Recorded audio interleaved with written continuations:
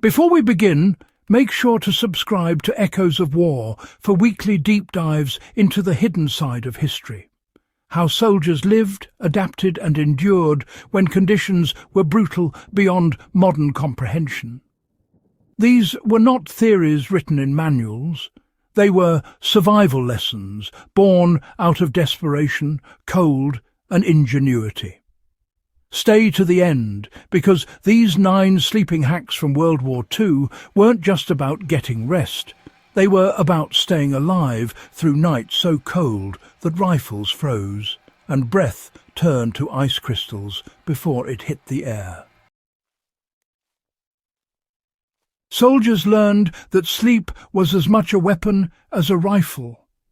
In the chaos of battle, sleep wasn't comfort, it was survival.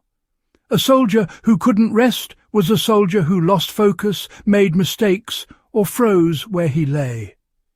The freezing fronts of Russia, Finland, and the Ardennes taught one brutal lesson. Even with no shelter, no blankets and no heat, soldiers had to find ways to trap their body warmth, or they wouldn't wake up.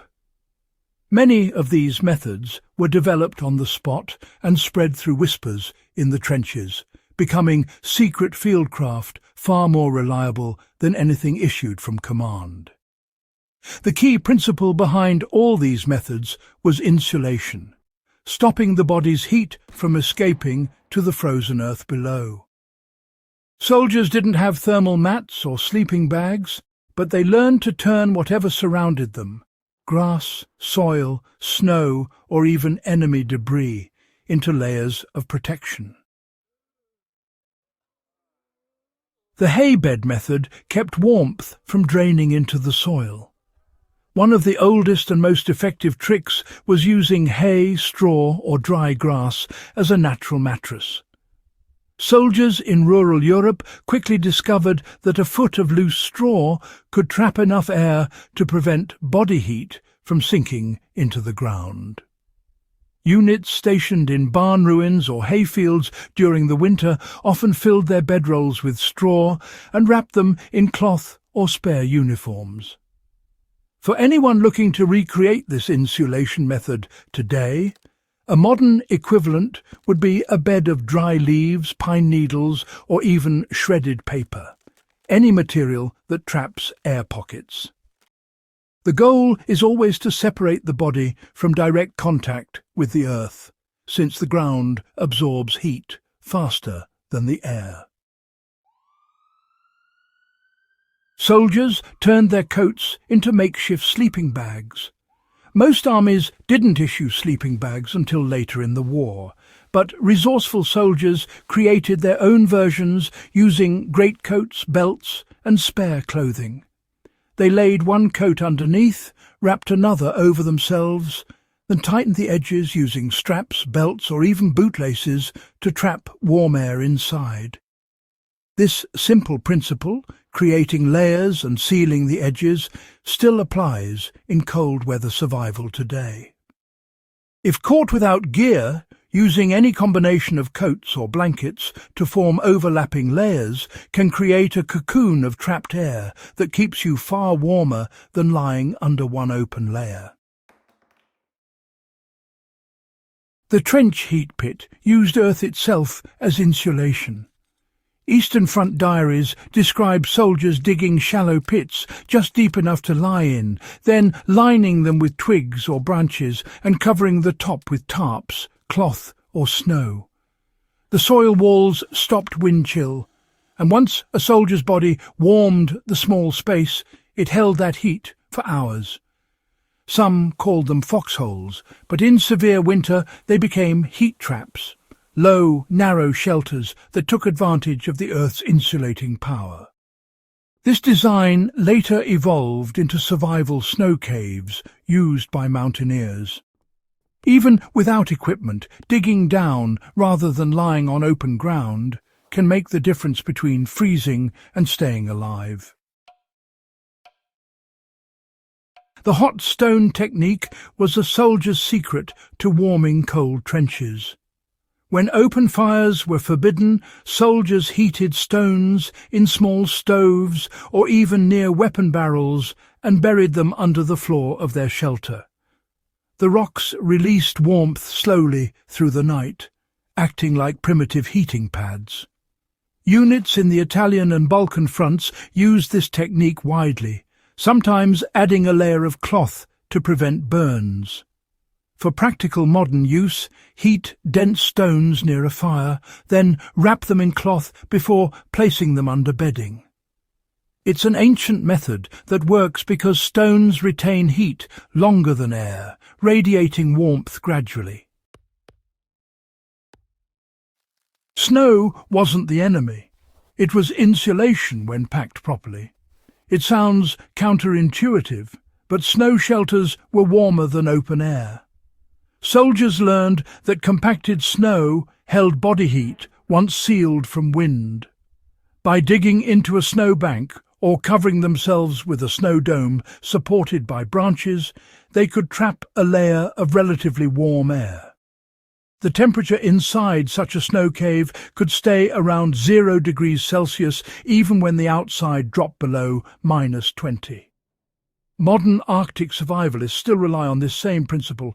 Snow is only deadly when it melts against bare skin. When kept compact and sealed, it becomes nature's best thermal barrier. The body triangle method conserved warmth through shared heat. When supplies failed and temperatures fell, soldiers learned to sleep in groups. 3 or more men would lie close together in a triangular formation, alternating positions through the night so that no one stayed on the outside too long. The combined body heat could raise the temperature within their small enclosure by several degrees, preventing frostbite and hypothermia. It's a method as old as war itself. Simple, effective, and often the only thing that kept men alive in frozen trenches. Even modern emergency crews use similar positioning to warm hypothermic individuals without relying on equipment. Soldiers created waterproof layers using waxed cloth and grease. Wet ground was more dangerous than cold air. Once a uniform soaked through, the body's heat drained rapidly. Some units solved this by coating sections of canvas or uniform fabric with candle wax or grease, creating a waterproof base layer to lie on. Others used discarded ration tins or wax paper from supply boxes to separate bedding from moisture. A comparable modern approach is to use a plastic tarp or even garbage bags beneath your sleeping area. Keeping a dry barrier under you prevents conductive heat loss, one of the fastest killers in cold weather exposure. They learned to use air pockets and elevation to fight freezing wind. In open terrain, soldiers often built raised sleeping platforms using logs, ammo crates, or even broken doors to elevate themselves just a few inches above the frozen ground. The trapped air below reduced direct contact with cold surfaces. Combined with straw or snow walls around the edges, these makeshift beds turned exposed positions into insulated pods that preserved heat through the night. Today, backpackers and survivalists still follow the same principle. Lift yourself off the ground, trap air, and block wind. It's not new. It's WWII ingenuity that remains the foundation of modern fieldcraft. What these forgotten hacks teach is that survival always comes down to adaptation. Every one of these methods came from necessity, not comfort. Soldiers had to sleep in bombed-out ruins, frozen forests, or open snowfields, and they found ways to turn whatever they had into insulation, structure, and warmth. These techniques prove that survival isn't about gear, but about knowledge and improvisation.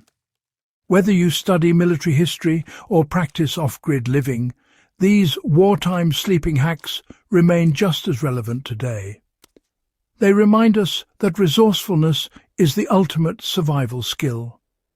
If you found this fascinating, subscribe to Echoes of War and share this video with fellow history enthusiasts.